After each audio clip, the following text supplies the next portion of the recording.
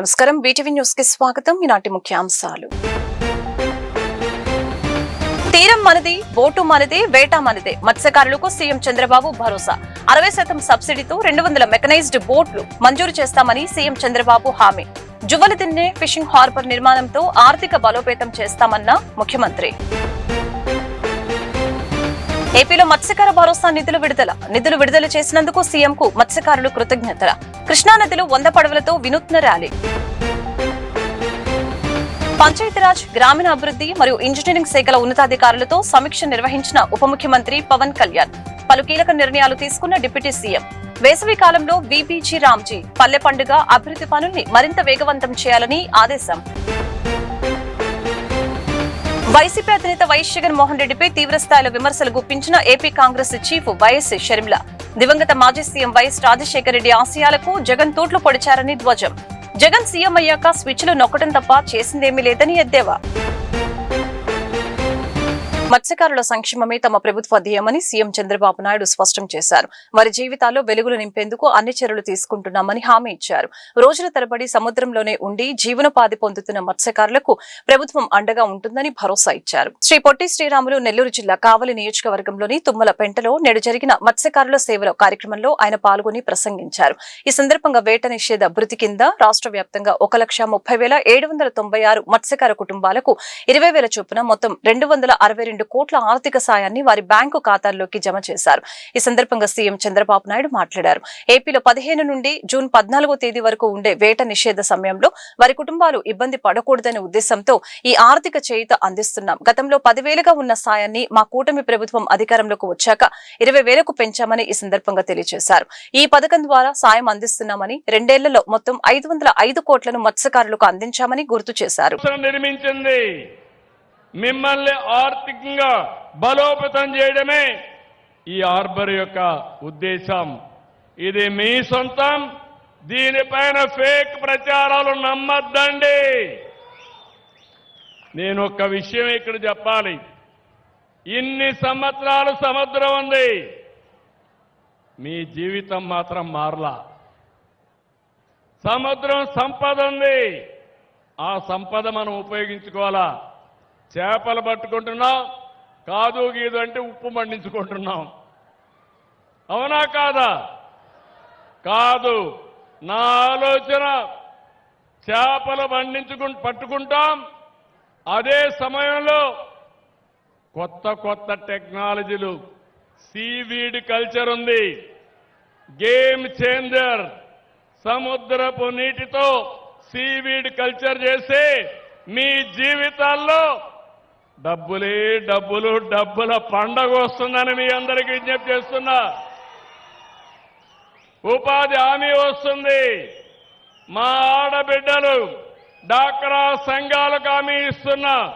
మగవాళ్లు వేటకపోతే మీరు సీవీడ్ బండిచ్చి దాన్ని అమ్ముకుంటే ఆదాయం పెంచే మార్గాన్ని చూపించే బాధ్యత మీ అన్నగా నాదని మరొకసారి మా డాక్రా సంఘాలకు హామీ ఇస్తున్నా.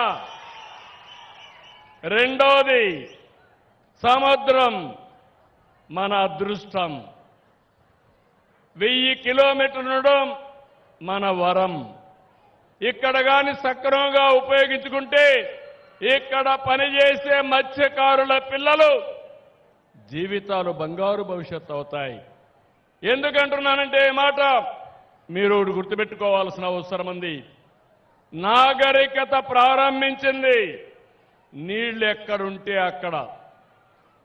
ఆ రోజు కృష్ణా జిల్లా ఉంది, విజయవాడ పైకొచ్చింది, ఇక్కడ సోమశిల వచ్చింది, నెల్లూరు జిల్లా పైకొచ్చింది, గోదావరి వచ్చింది, రాజమండ్రి గోదావరి జిల్లాలో పైకొచ్చాయి. ఆంధ్రప్రదేశ్ ఉప ముఖ్యమంత్రి కొనిదెల పవన్ కళ్యాణ్ తన క్యాంపు కార్యాలయంలో పంచాయతీరాజ్, గ్రామీణాభివృద్ధి మరియు ఇంజనీరింగ్ శాఖల ఉన్నతాధికారులతో నిర్వహించిన తాజా సమీక్ష సమావేశంలో పలు కీలక నిర్ణయాలు మరియు దిశానిర్దేశాలు చేశారు. స్థానిక సంస్థల ద్వారా గ్రామాల్లో జరిగే అభివృద్ధి పనులు సామాన్య ప్రజలకు స్పష్టంగా తెలిసేలా ఒక ప్రత్యేక పబ్లిక్ డాష్ బోర్డు తయారు చేయాలని అధికారుల్ని ఆదేశించారు. రాష్ట్ర వ్యాప్తంగా జరుగుతున్న రహదారి నిర్మాణాలు, వాటి పురోగతి మరియు రోడ్ల ప్రస్తుత పరిస్థితిని ప్రజలు ఎప్పటికప్పుడు ఈ ప్లాట్ఫామ్ ద్వారా తెలుసుకునే వెసులుబాటు కల్పించాలని అన్నారు. పంచాయతీరాజ్ ఇంజనీరింగ్ శాఖ ఏ రహదారి పనులనైనా ప్రారంభించే ముందు వాటి పూర్తికి ఒక నిర్దిష్ట గడువును ఖచ్చితంగా నిర్ణయించుకోవాలని స్పష్టం చేశారు. ఈ వేసవి కాలంలో విబిజీ రామ్జీ పల్లె పండుగ అభివృద్ధి పనుల్ని మరింత వేగవంతం చేయాలని అధికారులకు సూచించారు. ఆంధ్రప్రదేశ్ ప్రభుత్వానికి మత్స్యకారులు వినూత్న రీతిలో తమ కృతజ్ఞతలు తెలియజేశారు. మత్స్యకార భరోసా సంక్షేమ పథకం కింద నిధులు విడుదల చేయడంపై ముఖ్యమంత్రి చంద్రబాబుకు ధన్యవాదాలు తెలిపేందుకు వందలాది మంది మత్స్యకారులు సుమారు 100 పడవల్లో కృష్ణా నది మీదుగా ఉండవల్లిలోని సీఎం నివాసానికి తరలివచ్చారు. ఈ సందర్భంగా నదిలో పడవల ర్యాలీతో సందడి చేశారు. పడవలపై తరలివచ్చిన మత్స్యకారులను రాష్ట్ర ఐటీ మానవ వనరుల శాఖ మంత్రి నారా లోకేష్ ఆత్మీయంగా ఆహ్వానించారు. వారి యోగక్షేమాల్ని అడిగి తెలుసుకున్నారు. వారి అభిమానానికి మంత్రి లోకేష్ చలించిపోయారు. ఈ ఘటనపై నారా లోకేష్ సోషల్ మీడియాలో స్పందించారు. మత్స్యకారుల సంక్షేమం కోసం ప్రజాప్రభుత్వం అహర్నిశలు కృషి చేస్తోంది. ఏ కష్టం వచ్చినా అండగా ఉంటానని వారికి భరోసా ఇచ్చారు. నమస్కారం, బాగున్నారా? పొద్దున్న లేచినండి మీరు కంపట్టారు. నాకు మీ పట్టుదలే వేరు. ఎందుకంటే యువగలం పాదయాత్రలో నేను జోలదండే గ్రామం ఉంది, కావలి నియోజకవర్గం, ముఖ్యమంత్రి గారు అక్కడికి వెళ్తున్నారు. మీ పట్టుదల ఏంటో అక్కడ తెలుసుకున్నా. ఊరంతా ఒక మాట మీద నిలబడి లోకేష్ వస్తున్నాడు పాదయాత్రకి, రోడ్ అంతా శుభ్రం చేసి ముగ్గులేసి ఎవరు మళ్ళీ రోడ్డు మీద నడవకూడదని చెప్పారు. లోకేష్ ముందలు నడిచిన తర్వాతే వాడంకల్లా మనం అందరూ వెళ్ళాలని చెప్పారు. నేను ఆశ్చర్యపోయా. ఎందుకంటే 3132 కిలోమీటర్లు నడిచా. కానీ ఆ రోజు వాళ్ళు చూపించిన ప్రేమ, అభిమానం నేను ఎన్నడూ మర్చిపోలేను. సో అందుకే మత్స్యకారుల గురించి ఎప్పుడు ఆలోచించినా, మీ సమస్యల గురించి ఎప్పుడు క్యాబినెట్ మీటింగ్లో చర్చకు వచ్చినా నాకు ఆ రోజు గుర్తొస్తుంది.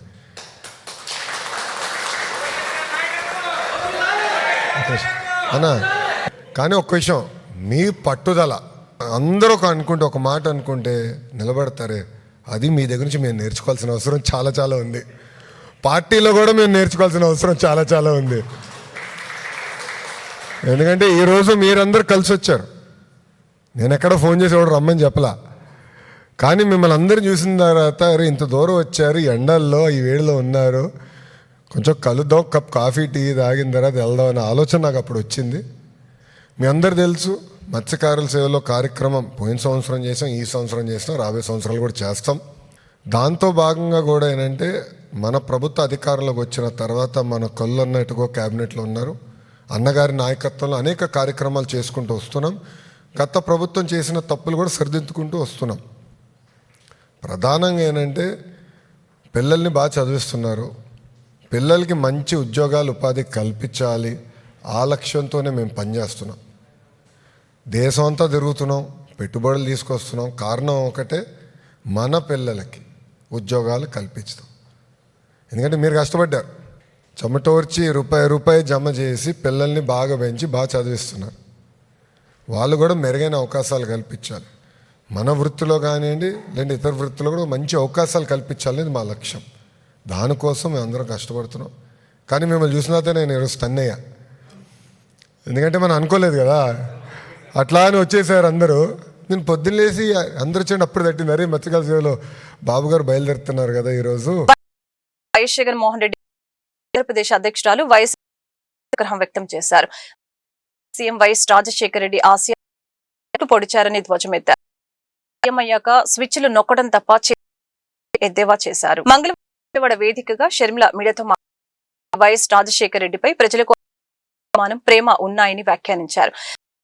చెప్పుకునే జగన్ ఒక్క ఛాన్స్ అని అన్నారు. ఆయన సీఎం అయ్యాక స్విచ్లు నొక్కడం తప్ప చేసి ఎద్దేవా చేశారు.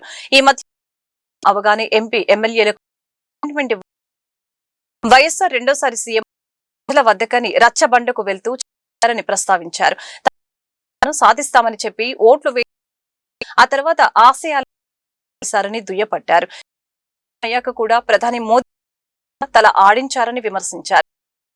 జగన్ అక్రమ పొత్తు పెట్టుకున్న ఎద్దేవా చేశారు.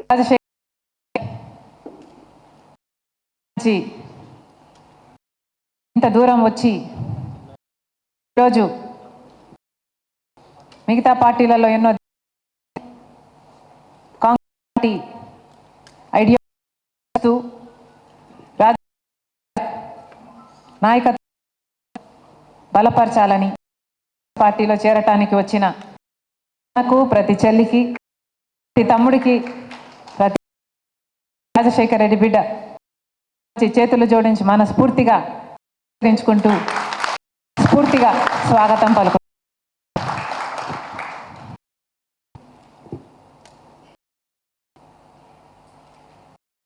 రాజశేఖర రెడ్డి గారు కోట్ల మంది తెలుగు ప్రజల గుండెల్లో ఇచ్చారు అంటే దానికి కారణం రాజశేఖర రెడ్డి గారు మీకు కాబట్టి. మంది గుండెల్లో రాజశేఖర రెడ్డి గారు స్థానం సంపాదించుకున్నారు. కారణం మనిషి,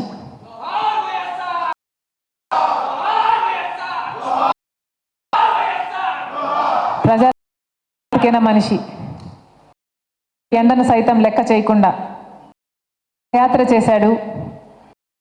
చప్పుడు విన్నాడు, అవసరమో అది కనుక్కున్నాడు. తర్వాత ప్రజలు ఆదరిస్తే ముఖ్యమంత్రి అయ్యాడు. ఆయన చేయాలనుకున్న మేలంతా కసితీర రాజశేఖర రెడ్డి గారు ప్రతి ఒక్కరికి పథకాలు అందాలి అన్న ఉద్దేశంతో ఏ పథకం రూపొందించినా అది అద్భుతంగా అమలు చేసి చూపాడు. ఈరోజు రాజశేఖర రెడ్డి గారి లాంటి నాయకుడు మళ్ళీ ఉన్నాడా అని వెతికితే ఎక్కడా కనిపించటం లేదు. భూతద్దం పెట్టుకొని వెతికినా రాజశేఖర రెడ్డి గారి లాంటి నాయకుడు మళ్ళీ కనిపించటం లేదు. రాజశేఖర రెడ్డి గారి వారసులమని చెప్పుకుంటున్న వాళ్ళు కేవలం ఒక పాదయాత్ర చేసేసి అధికారంలోకి వచ్చేసి గొప్ప గొప్ప మేడలు మిద్దెలు కట్టుకొని నగరంలో సేకరించే వ్యర్థాలు కేవలం వ్యర్థాలు మాత్రమే కావని, అవి నగరానికి సంపద అని, వ్యర్థాల నుంచి సంపద తయారీకి పూర్తి స్థాయిలో చర్యలు తీసుకోవాలని విజయవాడ నగరపాలక సంస్థ కమిషనర్ ధ్యానచంద్ర అన్నారు. మంగళవారం నగర పర్యటనలో భాగంగా Bandar road, Patamata, electricity colony, Yanamala కుదురు రోడ్డు ప్రాంతాలను సందర్శించి పారిశుద్ధ్య నిర్వహణ, తడి చెత్త సేకరణ మరియు వర్మీ కంపోస్టు తయారీ విధానాలను క్షేత్రస్థాయిలో పరిశీలించారు. ఈ సందర్భంగా కమిషనర్ మాట్లాడుతూ నగరంలో సేకరించే వ్యర్థాలను మూల స్థాయిలోనే తడి, పొడి చెత్తగా వేరు చేసి శాస్త్రీయ పద్ధతిలో నిర్వహించడం అత్యంత ముఖ్యమని తెలియజేశారు. ముఖ్యంగా తడి చెత్తను వర్మీ కంపోస్టు రూపంలో ఎరువుగా మార్చే ప్రక్రియను పూర్తి స్థాయిలో అమలు చేయాలని అధికారులకు ఆదేశించారు. 2019 నుంచి 24 మధ్యలో వైసీపీ పాలనలో తీవ్ర ఇబ్బందులు ఎదుర్కొన్న బీసీ కులవృత్తుల కుటుంబాలకు మళ్లీ అండగా నిలవటమే తెలుగుదేశం ప్రభుత్వ లక్ష్యమని సెంట్రల్ ఎమ్మెల్యే బోండా ఉమామహేశ్వరరావు తెలిపారు. అధికారం అంటే అహంకారం కాదు, ప్రజల పట్ల బాధ్యత అని పేర్కొన్నారు. ప్రతి డివిజన్లో ప్రజల సమస్యలపై పూర్తి అవగాహనతో పనిచేస్తూ బీసీ, ఎస్సీ, ఎస్టీ, మైనార్టీ వర్గాలకు అండగా నిలుస్తామని హామీ ఇచ్చారు. గుణదల పడవల రేవతి సెంటర్లో పాత దోబీఖానా వద్ద 16 లక్షల రూపాయలతో నూతన దోబీఖానా నిర్మాణ పనులకు ప్రభుత్వ విప్ సెంట్రల్ నియోజకవర్గ శాసనసభ్యులు బోండా ఉమామహేశ్వరరావు రజక సంఘం సోదరి మనులతో కలిసి శంకుస్థాపన కార్యక్రమాన్ని నిర్వహించారు. ఈ సందర్భంగా బోండా ఉమా మాట్లాడారు. 2019 నుంచి 2024 మధ్యలో వైసీపీ పాలనలో తీవ్ర ఇబ్బందులు ఎదుర్కొన్న బీసీ కులవృత్తుల కుటుంబాలకు మళ్లీ అండగా నిలవడమే తెలుగుదేశం ప్రభుత్వ లక్ష్యమని ఈ సందర్భంగా తెలియజేశారు. 340 కోట్లతో రోడ్లు, డ్రైనేజీలు, తాగునీటి సదుపాయాలు, ప్రాథమిక ఆరోగ్య కేంద్రాలు, పాఠశాలల అభివృద్ధి పనుల్ని వేగవంతంగా పూర్తి చేస్తూ ఒక పక్కన అభివృద్ధిని, ప్రజలకు సంక్షేమాన్ని అందజేస్తున్నామని చెప్పారు. 5 సంవత్సరాలుగా వైసీపీ ప్రభుత్వంలో ఇబ్బంది పడినటువంటి బీసీ వర్గాలు, కుల వృత్తులు చేసుకునే వాళ్ళకి ఇవాళ ఒక పండగ వాతావరణం వచ్చింది. ఈ నియోజకవర్గంలో నేను మరలా శాసనసభ్యుడు అయినాక, తెలుగుదేశం ప్రభుత్వం వచ్చినాక అభివృద్ధి పనుల్ని వేగవంతం చేశాం. ఇప్పటికీ 21 నెలల్లో దాదాపుగా 340 కోట్ల రూపాయలు ఖర్చు పెట్టాం. రోడ్లు, డ్రైన్లు, water, primary health care, schools అన్నిటికి కూడా, డ్రైనేజీలు అన్నిటికి కూడా 340 కోట్ల రూపాయలు ఖర్చు పెట్టి నియోజకవర్గంలో సమస్యలు లేకుండా అభివృద్ధి చేయగలిగాం. అట్లాగే పార్లమెంట్ సభ్యుడు కేశినేని శివనాథ్ చిన్ని సహకారంతో ఇవాళ ఆర్యూబీలు, గుణదల్లో ఎప్పుడో ఆర్ఓబీలు మరి ఎప్పటి నుంచో కోరుతున్నారు. దాంట్లో 3-1 స్టెప్స్ శాంక్షన్ అయిపోయింది. ఇంకో 10-15 రోజుల్లో దాన్ని శంకుస్థాపన చేసి మొదలు పెడుతున్నాం పని. అట్లాగే గుణదల్లో ఇంకొక ఆర్ఓబీ నెంబర్ 8 ఉలోచార్ కంపెనీ దగ్గర, దాన్ని కూడా త్వరలో స్టార్ట్ చేయబోతా ఉన్నాం. అట్లాగే చిన్న చిన్న వర్గాలు మా నియోజకవర్గంలో రజిక, నాయి బ్రాహ్మలు, అలాగే కమ్మరి, కుమ్మరి, కంసాలి వీళ్ళందరికీ కూడా అండగా ఉండాల్సిన అవసరం ఉంది. దాంట్లో రజిక సోదరులు కుటుంబాలతో మరి ఇంట్లో ఆడవాళ్ళు మగవాళ్ళు ఇద్దరు కూడా భార్యాభర్తలు ఇద్దరు కూడా కష్టపడతారు. అటువంటి వాళ్ళకి ప్రభుత్వం అత్యంత ప్రాధాన్యత ఇవ్వాల్సిన అవసరం ఉంది. గతంలో నేను శాసనసభ్యుడిగా 2014, 2019లో కూడా అప్పుడు ఈ నియోజకవర్గంలో అన్ని పనుల్ని కంప్లీట్ చేశాం. ముఖ్యంగా ధోబీఘాట్లని కొత్తగా నిర్మించాం, రిపేర్లు చేశాం. రజకు సోదరులకు ఆదరణ పథకం కింద ఆ రోజు ఇస్త్రీ పెట్టెలు ఇచ్చాం, ఇస్త్రీ బళ్ళు ఇచ్చాం, డ్రై క్లీనర్ షాపులు పెట్టించాం, వాళ్ళ కరెంటు ఉచితంగా ఇచ్చాం, అనేక రకాలుగా చేసాం. మళ్ళా ఇవాళ ఏదైతే మా రజకు సోదరులు ధోబీఘాట్లలో కొంచెం రిపేర్లు ఈ సమస్యలతో ఇబ్బంది పడుతూ ఉన్నారో వాటిల్ని మా సంఘ పెద్దలు, రజక సంఘ పెద్దలు మా దృష్టికి తీసుకొచ్చినప్పుడు వెంటనే వాటిల్ని శాంక్షన్ చేయించాం. ప్రధాని నరేంద్ర మోదీ అనుసరిస్తున్న ఆర్థిక, రాజకీయ, విదేశాంగ విధానాలతోనే మన దేశంలో పెట్రోల్, డీజిల్, గ్యాస్ ధరలు పెరుగుతున్నాయని సిపిఐ జాతీయ కార్యదర్శి కె రామకృష్ణ ధ్వజమెత్తారు. నేడు మళ్లీ పెట్రోల్, డీజిల్ ధరలు లీటర్కి 90 పైసలు చొప్పున పెంచారని, ఈ నెల 15న పెట్రోల్ లీటర్పై 3.29 పైసలు, డీజిల్ లీటర్పై 3.14 పైసలు పెంచారని, మళ్లీ వెంటనే 90 పైసలు పెంచి పదే పదే ప్రజలపై మోదీ ప్రభుత్వం భారాలు మోపుతుందని అన్నారు. 12 ఏళ్ల మోదీ పరిపాలన దేశంలో నిత్యం పెట్రోల్, డీజిల్, వంట నూనెల ధరల పెరిగిపోతున్నాయని గుర్తు చేశారు. విజయవాడ దాసరి భవన్ లో మంగళవారం ఆయన విలేకరులతో మాట్లాడారు. ఈ సందర్భంగా రామకృష్ణ మాట్లాడుతూ అసలు దేశానికి మోదీ చేసిందేమిటి? ఎన్నికల సమయంలో ఇచ్చిన ఒక్క హామీనైనా నెరవేర్చారా? నాడు రైతుల్ని అన్ని రకాల ఆదుకుంటామని భరోసా ఇచ్చిన మోదీ ఈరోజు వారి సమస్యల్ని ఆలకించడం లేదని అన్నారు. పొదుపు చర్యల పేరుతో పెట్రోల్, డీజిల్ వాడొద్దని, వంట నూనెలు తగ్గించాలని, మరొక వైపు రైతులను సైతం ఎరువుల వాడకం తగ్గించాలంటూ మోదీ సూచనలు చేయడం విడ్డూరంగా ఉందని తెలిపారు. హోటల్ ధరలు, నిత్యావసర వస్తువుల ధరలు అన్ని పెరిగిపోయాయని విమర్శించారు. 2014 ఎన్నికల సమయంలో ఇచ్చిన హామీల్లో రైతు సమస్యలు, నిరుద్యోగం, ఆర్థిక ఇబ్బందులు పరిష్కరిస్తామని చెప్పినా ఇప్పటికీ వాటిలో ఏ ఒక్కటి కూడా పరిష్కారం కాలేదని అన్నారు. కేంద్ర ప్రభుత్వం ప్రజల సమస్యల్ని తగ్గించడంలో విఫలమైందని, ధరల పెరుగుదలతో సాధారణ ప్రజల జీవితం భారంగా మారిందని చెప్పారు. మరోమారు ప్రజలపైన కేంద్ర ప్రభుత్వం భారాలు మోపింది. 1 లీటర్కు 90 పైసల చొప్పున పెట్రోలు, డీజిల్ పైన రేటు పెంచడం జరిగింది. పోయిన శుక్రవారం నాడు ఉదయం 6 గంటలకే 1 లీటర్ పైన ₹3.14, ₹3.20 వరకు మొన్న ఆ రోజు పెంచారు. మళ్ళీ వెంటనే ఇప్పుడు 90 పైసలు పెంచారు. అంటే పదే పదే ప్రజలపైన భారాలు మోపి మరి ఈ రకంగా ఇబ్బందులకు గురి చేయడాన్ని తీవ్రంగా తప్పుపడతా ఉన్నాం. దేశవ్యాప్తంగా ప్రజలందరూ తీవ్రమైన అసంతృప్తి వ్యక్తం చేస్తూ ఉన్నారు. మేము కూడా పూర్తిగా దీన్ని ఖండిస్తూ ఉన్నాం. మా పార్టీ ఆధ్వర్యంలో దేశవ్యాప్తంగా కూడా అన్ని చోట్ల నిరసన కార్యక్రమాలు కూడా చేపట్టాము. మా పార్టీనే కాదు, దాదాపు అన్ని రాజకీయ పార్టీలు కూడా ఇవాళ నిరసన కార్యక్రమాలు చేపడుతున్నప్పటికీ ఏమాత్రం కూడా వారు ఖాతరు చేయడం లేదు. పైగా మోడీ గారు బాగా ఎంజాయ్ చేస్తున్నారు. ఎందుకంటే నిన్న అమెరికాలో ఆయన మిత్రుడు గౌతమ్ అదానీ, సాగర్ అదానీకి సంబంధించి వారిపైన ఉన్న కేసులన్నీ కూడా వారు తొలగింపజేసుకున్నారు. నరేంద్ర మోడీ గారు డొనాల్డ్ ట్రంప్కు ఒక సేవకుడిగా ఇన్నాళ్ళు పనిచేసినందులకు దాని పర్యవసానంగా ఇవాళ అమెరికా ప్రభుత్వం కూడా ఈరోజు వారికి సహకరిస్తూ ఉంది.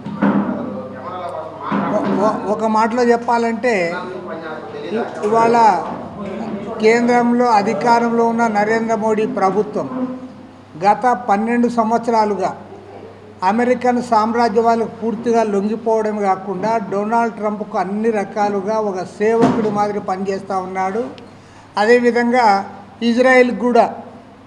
ఇజ్రాయెల్ నెతన్యాహుకి, ఇజ్రాయెల్తో చివరికి ఇజ్రాయెల్ దేశాన్ని ఫాదర్ ఆఫ్ ది నేషన్ అని చెప్పే స్థాయికి వచ్చాడు, దిగజారాడంటే ఇవాళ నరేంద్ర మోడీ అనుసరిస్తున్న విదేశాంగ విధానం వలన, ఆర్థిక విధానాల వల్లనే ఇవాళ మన దేశంలో ప్రజలు ఇబ్బందులు, కష్టాలు పడుతూ ఉన్నారు. ఈ పెట్రోలు, డీజిలు, గ్యాసు ఇవన్నీ ధరలు పెరగడానికి కూడా రాష్ట్రంలో బెల్ట్ షాపుల పేరుతో అక్రమ మద్యం విక్రయాలు విస్తృతంగా జరుగుతున్నాయని సిపిఐ రాష్ట్ర కార్యదర్శి గుజ్జుల ఈశ్వరయ్య ధ్వజమెత్తారు. ఈ విషయాన్ని ఎక్సైజ్ శాఖ అధికారుల దృష్టికి తీసుకువెళ్లినా, హోంమంత్రి దృష్టికి తీసుకువెళ్లినా కూడా చర్యలు తీసుకోవడంలో ప్రభుత్వం విఫలమైందని అన్నారు. వెంటనే బెల్ట్ షాపులపై దాడులు నిర్వహించి వాటిని పూర్తిగా నిషేధించాలని డిమాండ్ చేశారు. విజయవాడ దాసరి భవన్ లో మంగళవారం పార్టీ రాష్ట్ర కార్యదర్శి గుజ్జుల ఈశ్వరయ్య విలేకరుల సమావేశం నిర్వహించారు. ఈ సందర్భంగా ఆయన మాట్లాడుతూ రాష్ట్రంలో బెల్ట్ షాపుల పేరుతో అక్రమ మద్యం విక్రయాలు విస్తృతంగా జరుగుతున్నాయని ధ్వజమెత్తారు. గ్రామీణ ప్రాంతాల నుంచి పట్టణాలు, నగరపాలక సంస్థల వరకు ఎక్కడ చూసినా అక్రమ మద్యం విక్రయాలు కొనసాగుతున్నాయని చెప్పారు. తిరుపతి నుంచి గుంటూరు, పల్నాడు జిల్లాల వరకు ప్రతిరోజు మీడియాలో వార్తలు వస్తున్నప్పటికీ ఎవరిపైన చర్యలు తీసుకోవడం లేదని తెలిపారు. అక్రమ మద్యం విక్రయాల వల్ల ప్రజల ఆరోగ్యం దెబ్బతింటుందని ఈ సందర్భంగా ఆవేదన వ్యక్తం చేశారు. జనాభా పెంపుపై ప్రభుత్వం ప్రకటిస్తున్న ప్రోత్సాహకాలపై ఈశ్వరయ్య మాట్లాడుతూ తాము ఒక్కరు లేదా ఇద్దరు పిల్లలతోనే పరిమితమై ఉంటూ పేద ప్రజలను మాత్రం ఎక్కువ మంది పిల్లలు కనాలని ప్రోత్సహించడం చంద్రబాబు ద్వంద్వ వైఖరి అని విమర్శించారు. రాష్ట్రంలో బెల్ట్ షాపుల పేరుతో మద్యం వేరులై ప్రవహిస్తూ ఉంది. ఇక్కడ అక్కడ అన్నటువంటి దానికి ఆస్కారమే లేదు. రాష్ట్రంలో ఏ మారుమూల ప్రాంతానికి పోయినా, ఏ పట్టణ ప్రాంతానికి పోయినా కూడా, ఏ నగరపాలక ప్రాంతానికి పోయినా కూడా బ్రాండీ షాపుల పక్కలో అక్కడే బెల్ట్ షాపులు అనేటువంటివి పెద్ద ఎత్తున దర్శనమిస్తూ ఉన్నాయి. కానీ ఎక్సైజ్ అధికారులకు చెప్పినా, లేదా ప్రభుత్వం దృష్టికి తీసుకొని వచ్చినా, చివరికి ముఖ్యమంత్రి గారి దృష్టికి తీసుకొని వచ్చినా కూడా వాటిపైన చర్యలు తీసుకోవడంలో ఈ ప్రభుత్వం వైఫల్యం చెందుతూ ఉంది. దానికి ప్రధానమైనటువంటి కారణం ఏంటంటే, ఎవరైతే కూటమి నేతలు ఉన్నారో ఆ కూటమి నేతలే ఈరోజు కాలకూట విషయాన్ని తాపించేటువంటి పద్ధతుల్లో వారి ఆదాయం కోసం, వారి డబ్బుల కోసం ఈరోజు బెల్ట్ షాపులను విచ్చలవిడిగా ఓపెన్ చేసేటువంటి పరిస్థితి రాష్ట్రంలో ఉంది. తిరుపతి మొదలుకొని ఇక్కడ మన గుంటూరు జిల్లా, అదేవిధంగా పల్నాడు జిల్లా బొల్లాపల్లి వరకు రోజు పత్రికల్లో, టీవీల్లో వార్తలు వస్తూనే ఉన్నాయి. కానీ ఎక్సైజ్ శాఖ అధికారులు ఆమ్యామ్యాలకు పాల్పడ్డ తర్వాత ఒక్కరిపైన కూడా చర్యలు తీసుకోవడం లేదు. దీని ఫలితంగా ప్రజల యొక్క ఆరోగ్యాన్ని పైన కూడా దీని ప్రభావం పడుతూ ఉంది. కాబట్టి మేము సిపిఐగా డిమాండ్ చేస్తున్నాం, రాష్ట్ర ప్రభుత్వం నిజంగా చిత్తశుద్ధి ఉంటే తక్షణం బెల్ట్ షాపుల పైన దాడులు నిర్వహించి వాటి బంద్ చేయించి, దానికి కారణమైన వాళ్ళు ఏ రాజకీయ పార్టీలో ఉన్నా కూడా వారిని చర్యలు తీసుకోవాలని చెప్పేసి మేము సిపిఐగా డిమాండ్ చేస్తూ ఉన్నాం. లాస్ట్ పాయింట్ ఏంటంటే, చంద్రబాబు నాయుడు గారు ఏదో పిల్లలను ఎక్కువ మంది కంటే, ఇద్దరిని కంటే ఇంత, ముగ్గురిని కంటే ఇంత, నలుగురిని కంటే ఇంత అని చెప్పి ప్యాకేజీ ప్రకటించాడు. 30,000, 40,000 అని. అసలు మేము అడుగుతూ ఉన్నాం, నీ 30,000కు, నీ 40,000కు ఇప్పుడు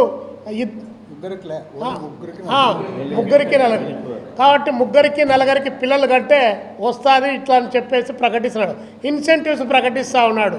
మీరేమో ఒకరిని కన్నారు, మీ కొడుకు గారేమో ఒకరిని కన్నారు, మీ బంధువర్గం ఏమో ఒకరిని లేదా ఇద్దరిని కన్నారు.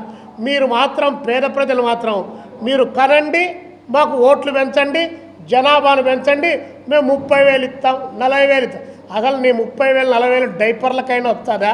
రేపు రానున్నటువంటి పరిస్థితుల్లో ఈరోజు ఎడ్యుకేషను, హెల్త్, అదేవిధంగా ప్రజలకు సంబంధించినటువంటి జీవన ప్రమాణాలు, వారి జీవన భృతి ఎంత దారుణంగా దిగజారిపోతూ ఉంటే ఇంకోవైపున పిల్లలు కనండి అని చెప్పి వైసీపీ పాలనలో దళితులు, మహిళలు, బలహీన వర్గాలపై జరిగిన దౌర్జన్యాలను ప్రజలు ఎప్పటికీ మరవలేరని ఎన్టీఆర్ జిల్లా టీడీపీ అధ్యక్షురాలు గద్దె అనురాధ పేర్కొన్నారు. వీధి సుబ్రహ్మణ్యం హత్య ఘటన రాష్ట్ర ప్రజలను తీవ్రంగా కలచివేసిందని అన్నారు. దళితులపై కపట ప్రేమ నటించే జగన్మోహన్ రెడ్డి ఆనాడు బాధిత కుటుంబాన్ని కనీసం పరామర్శించలేదని, పైగా నిందితుల్ని అధికార పార్టీ ప్రోత్సహించారని, దీన్ని రాష్ట్ర ప్రజలు మర్చిపోలేదని అన్నారు. మంగళవారం విజయవాడ ఆటోనగర్లోని తెలుగుదేశం పార్టీ ఎన్టీఆర్ జిల్లా కార్యాలయంలో వైసీపీ మాజీ ఎమ్మెల్సీ ఆనందబాబు డ్రైవర్ వీధి సుబ్రహ్మణ్యం హత్యకు గురైన 4 ఏళ్లు పూర్తయిన సందర్భంగా గద్దె అనురాధ అధ్యక్షతన సుబ్రహ్మణ్యం సంస్మరణ కార్యక్రమం నిర్వహించి వైసీపీ దళితులకు చేసిన ద్రోహాన్ని గుర్తు చేశారు. వీధి సుబ్రహ్మణ్యం ఆత్మకు శాంతి చేకూరాలని వారి కుటుంబ సభ్యులకు ప్రగాఢ సానుభూతి తెలిపారు. ఈ సందర్భంగా గద్దె అనురాధ మాట్లాడుతూ వైసీపీ పాలనలో దళితులపై జరిగిన దాడులు, హత్యలు, అవమానకర ఘటనలు రాష్ట్ర చరిత్రలో మచ్చగా నిలిచిపోతాయని తెలిపారు. కరోనా సమయంలో మాస్క్ అడిగినందుకు దళిత డాక్టర్ సుధాకర్ పై దాడి చేసి పిచ్చివాడని ముద్ర వేసి చనిపోయేలా చేశారని ఈ సందర్భంగా గుర్తు చేశారు. గత వైసీపీ పాలనలో దళితులపై దాడులు, మహిళలపై అత్యాచారాలు, యువతపై అక్రమ కేసులు, రాజకీయ కక్ష సాధింపులతో పాలన కొనసాగిందని విమర్శించారు. ఇదే రోజున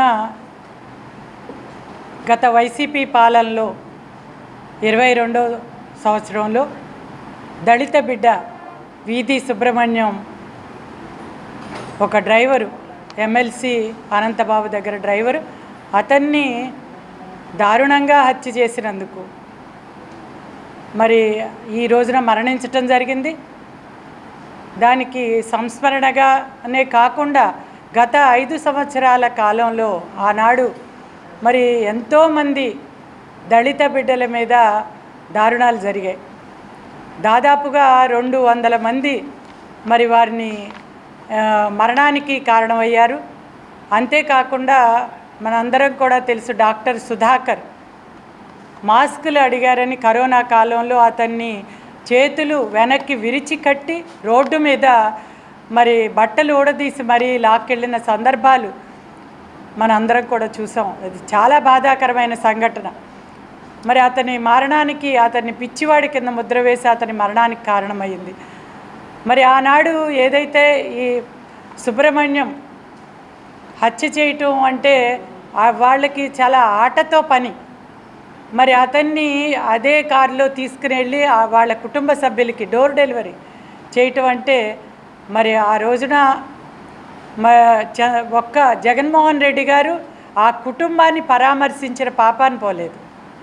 అంతేకాకుండా ఇదే అనంతబాబుని తన వెంట తిప్పుకుని నడవటం వాళ్ళ కుటుంబ సభ్యులకి ఎంత బాధ కలిగించిందో, మరి దళిత బిడ్డల రక్తం ఎంత మరిగిపోయిందో మనందరం కూడా గమనించాల్సిన అవసరం ఉంది. మరి అంతేకాకుండా ఎంతోమందిని అసలు మనం 1 కాదు 2 కాదు, డాక్టర్ అచ్చన్న, అదేవిధంగా దళితుడికి గుండు కొట్టించటం, వాళ్ళ ఆత్మగౌరవాన్ని దెబ్బతీయటం, ఇలా ఎన్నో కార్యక్రమాలు, దళిత మహిళల మీద అత్యాచారాలు చేయటం, తనకి కూతవేటు దూరంలో తన ఇంటి దగ్గరే మరి గ్యాంగ్ రేప్ జరిగితే ఈరోజు వరకు శిక్ష పడిన సందర్భాలు లేవు. మరి గుంటూరులో రమ్య అనే ఒక మహిళల్ని హత్య చేయడం, ఇలా ఈ విధంగా ఎన్నో రకాలుగా మరి మహిళలని, యువతని అందరినీ వేధించి వాళ్ళని మరి హత్యలు చేసిన సందర్భాల్ని మనందరం. పేద బడుగు బలహీన వర్గాల సంక్షేమమే లక్ష్యంగా ప్రభుత్వ విప్ సెంట్రల్ నియోజకవర్గ శాసనసభ్యులు బోండా ఉమామేశ్వరరావు సూచనల మేరకు P4 పథకం ద్వారా అనేక సేవా కార్యక్రమాలు కొనసాగుతున్నాయని తెలుగుదేశం పార్టీ యువ నాయకులు బోండా సిద్ధార్థ తెలిపారు. సెంట్రల్ నియోజకవర్గ శాసనసభ్యులు వారి కార్యాలయం నందు సెంట్రల్ నియోజకవర్గంలో తమ సొంత నిధులతో ఇప్పటికే ఎంతో మంది నిరుపేద కుటుంబాలకు తోపుడు బండ్లు, ఇస్త్రీ బండ్లు, టిఫిన్ బండ్లు అందించడంతో పాటు జీవనోపాధి కల్పించే పలు కార్యక్రమాలు చేపట్టారు. ఈ సందర్భంగా ఆయన మాట్లాడుతూ ప్రజల సమస్యల్ని తమ సమస్యలుగా భావిస్తూ పేదలకు అండగా నిలవటం, ఆపదలో ఉన్న కుటుంబాలకు చేయూత అందించడం, ఉపాధి అవకాశాలు కల్పించడం, విద్యార్థుల భవిష్యత్తుకు భరోసా ఇవ్వటం బోండా కుటుంబం సేవా ధ్యేయమని ఈ సందర్భంగా పేర్కొన్నారు. సెంట్రల్ నియోజకవర్గంలో ఎవరు ఇబ్బందులు పడకుండా ప్రతి కుటుంబానికి సహాయం అందించే దిశగా సేవా కార్యక్రమాలు నిరంతరం కొనసాగుతున్నాయని తెలిపారు. జగన్ ఎక్కడమే తీసేశాడు, పెన్షన్ తీసేశాడు. ఇది తీసేసిన తర్వాత పెద్ద బాబు ఇస్తానని వాగ్దానం చేశారు బాబు అని చెప్పనేసి ఈరోజు నాకు పెన్షన్ ఇచ్చారు. నమస్తే. నా పేరు కే శృతి అండి. మా అమ్మగారు బాయన అచ్చయ్యమ్మ. ఆమెకి పుట్టుకతోనే హ్యాండిక్యాప్ట్. గత హయాంలో జగన్ గారు మా అమ్మగారికి కరెంటు దాని మీద పెట్టి పింఛన్ తీసేశారండి. అప్పటి నుంచి మా అమ్మకి మా నాన్నగారు లేరు, మగపిల్లలు లేరు, నేను ఒకదాన్ని ఆడపిల్లని ఏదో రకంగా చూసుకుంటూ వచ్చానండి. కానీ మా ఎమ్మెల్యే గారు బోండా ఉమామేశ్వరరావు గారు దగ్గరికి అమ్మని తీసుకొని వచ్చాము. బోండా సిద్ధార్థ బాబు మా అమ్మగారి విషయం ఇలా చెప్తే, లేదమ్మా నేను ఇస్తాం ప్రతి నెల పింఛన్ అని చెప్పేసి మా అమ్మగారు మాట ఇచ్చారండి. అదే మాట నిలబెట్టుకొని ఈరోజు మా అమ్మగారికి పింఛన్ ఇచ్చారండి. నాకైతే చాలా ఆనందంగా ఉంది. ఎందుకంటే మా అమ్మగారిని మేము సరిగ్గా చూసుకోలేకపోతున్నాను. ఒకదన్న ఆడపిల్లని, నాకు కూడా భర్త లేరు, నేను నా కుటుంబాన్ని పోషించుకోలేకపోతున్నాము. కానీ మా అమ్మకి ఈరోజు పింఛన్ ఇచ్చారండి. మాకు ఒక తోడపుట్టిన వాళ్ళలాగా మా మహేశ్వరరావు గారు మా తోడపుట్టిన వాళ్ళలాగా, మా అమ్మకి ఒక కొడుకులాగా పింఛన్ ఇచ్చారండి. మాకు చాలా ఆనందంగా ఉంది. ఆయన రుణం ఎప్పటికీ తీర్చుకోలేమండి. నమస్కారం. ప్రసాదరావు అండి. మా అబ్బాయి పేరు మోర్ల దుర్గారావు. మోర్ల దొరగారావు అని కరెంటు బిల్లు ఎక్కువ వచ్చిందని చెప్పి జగన్ ప్రభుత్వంలో పింఛన్ ఆపేశారండి. బొనమ్మ గారు దగ్గరికి వచ్చి ఎమ్మెల్యే గారి దగ్గరికి పోతే గత 5 నెలల నుంచి పింఛన్ ఇస్తున్నారండి మాకు. ధన్యవాదాలండి. ఉండి నియోజకవర్గంలో డిప్యూటీ స్పీకర్ రఘ్రమ కృష్ణంరాజు నియంతృత్వ ధోరణితో వ్యవహరిస్తూ మతాల మధ్య విద్వేషాలు రెచ్చగొడుతున్నారని ఏపీ క్రిస్టియన్ సొసైటీ ప్రతినిధులు ఆరోపించారు. ఆకువీడు ప్రాంతంలో క్రైస్తవుల్ని లక్ష్యంగా చేసుకుని వారి మనోభావాలు దెబ్బతినేలా రఘురామ వ్యవహరిస్తున్నారని మండిపడ్డారు. మంగళవారం గాంధీనగర్ ప్రెస్ క్లబ్ లో ఏపీ క్రిస్టియన్ సొసైటీ ఆధ్వర్యంలో మీడియా సమావేశం జరిగింది. ఈ సమావేశంలో సొసైటీ నిర్వాహకులు Arun Arusu, pastor Kumpatla James, K Eswar, Daniel, S Honey Johnson తదితరులు పాల్గొన్నారు. ఈ సందర్భంగా వారు మాట్లాడుతూ క్రైస్తవ్యాన్ని నిర్మూలిస్తామని, చర్చిల్ని కూల్చివేస్తామని రఘురామ కృష్ణంరాజు చేస్తున్న వ్యాఖ్యలు యావత్ క్రైస్తవ సమాజానికి బాధ కలిగించాయని తెలియజేశారు. ఒక పార్టీలో గెలిచి మరో పార్టీలో మారే రఘురామ కృష్ణంరాజుకు మత మార్పిడిల గురించి మాట్లాడే నైతిక హక్కు లేదని, బైబిల్ని, క్రైస్తవ్యాన్ని హేళన చేయడం తగదని, రాజ్యాంగ విరుద్ధమని, ఇటువంటి చర్యల్ని ఉండి నియోజకవర్గ ప్రజలతో పాటు తామంతా తీవ్రంగా వ్యతిరేకిస్తున్నామని తెలిపారు. నా పేరు జేమ్స్ కుంపట్ల అండి, ఏపీ క్రిస్టియన్ సొసైటీ. రఘురామకృష్ణరాజు గారు రాజ్యాంగ విరుద్ధంగా, ఆయన ఏదో నీతిమంతుడిగా, ఆయన సక్రమంగా రాజ్యాంగ పద్ధతిలో క్రైస్తవులు చర్చికి వెళ్ళేవాళ్ళు చర్చిలో ఉండాలని చెప్పడానికి ఆయన అనర్హుడు. ఒక రకంగా ఆయన రాజకీయ వ్యభిచారం అంటాం. పార్లమెంట్లో వైసీపీతో గెలిచి ఆయన ఆ పార్టీతో ఉండకుండా వేరే పార్టీలతో 5 సంవత్సరాలు గడిపిన వ్యక్తి. ఇప్పుడు కూడా తెలుగుదేశంతో గెలిచి తెలుగుదేశం కార్యకలాపాలకు నేను వెళ్ళట్లేదని చెప్తున్నారు. ఇటువంటి వ్యక్తిని రాజకీయ వ్యభిచారిగా గుర్తించవచ్చు. ఆయనే ఏ పార్టీ ఏ ఓట్లతో గెలిచాడో ఆ ఓట్లు సంబంధించి ఉండకుండా ఏదో క్రైస్తవులైన వారు, దళితుల వారు చర్చలకు వెళ్తే మీ మతం మారండి, సర్టిఫికెట్లు మారుస్తామని చెప్పడానికి ఆయన అనర్హుడు. అందుకని రాజకీయ వ్యభిచారం. ఆయన లక్షల మంది ఓట్లు వేస్తే ఆయన 5 సంవత్సరాలు అక్కడికి రాకుండా ఢిల్లీలో ఉండిపోయాడు. ఇంకా ప్రజల కోసం ఏం చేయగలుగుతాడు అటువంటి వ్యక్తి? అంతేకాదు రఘురామకృష్ణరాజు గారు ఆర్థిక దోషిగా కూడా, ముద్దాయిగా కూడా కనబడుతున్నాడు. ఆయన అన్ని అక్రమాలు చేసి ఆ ఉండి నియోజకవర్గంలో, రాష్ట్రంలో కూడా చర్చికి వెళ్ళి ప్రతి ఒక్కరూ సర్టిఫైడ్ క్రిస్టియన్గా ఉండాలని బలవంతం చేయడాన్ని, అలా చెప్పడానికి ఆయన అనర్హుడిగా నేను ఈరోజు చెప్పడం జరుగుతుంది. అంతేకాదు ఆయన చేస్తున్న కార్యకలాపాల వలన రాష్ట్రంలో ప్రతి శాఖలో, ప్రతి షాపులో, ప్రతి పరిస్థితుల్లో 2 మతస్థులు 3 మతస్థులు కలిసి పనిచేసే అవకాశం కోల్పోతుంది మన దేశం.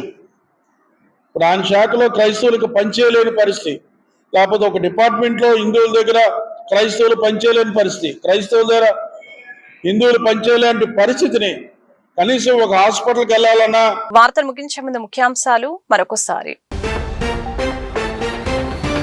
తీరం మనది, బోటు మనది, వేట మనదే. మత్స్యకారులకు సీఎం చంద్రబాబు భరోసా. 60% సబ్సిడీతో 200 మెకనైజ్డ్ బోట్లు మంజూరు చేస్తామని సీఎం చంద్రబాబు హామీ. జువ్వలదిన్నె ఫిషింగ్ హార్బర్ నిర్మాణంతో ఆర్థిక బలోపేతం చేస్తామన్న ముఖ్యమంత్రి. ఏపీలో మత్స్యకార భరోసా నిధులు విడుదల చేసినందుకు సీఎంకు మత్స్యకారులు కృతజ్ఞతల. కృష్ణానదిలో 100 పడవలతో వినూత్న ర్యాలీ. పంచాయతీరాజ్, గ్రామీణ అభివృద్ధి మరియు ఇంజనీరింగ్ శాఖల ఉన్నతాధికారులతో సమీక్ష నిర్వహించిన ఉప ముఖ్యమంత్రి పవన్ కళ్యాణ్. పలు కీలక నిర్ణయాలు తీసుకున్న డిప్యూటీ సీఎం. వేసవి కాలంలో వీబీజీ రామ్జీ పల్లె పండుగ అభివృద్ధి పనుల్ని మరింత వేగవంతం చేయాలని ఆదేశం.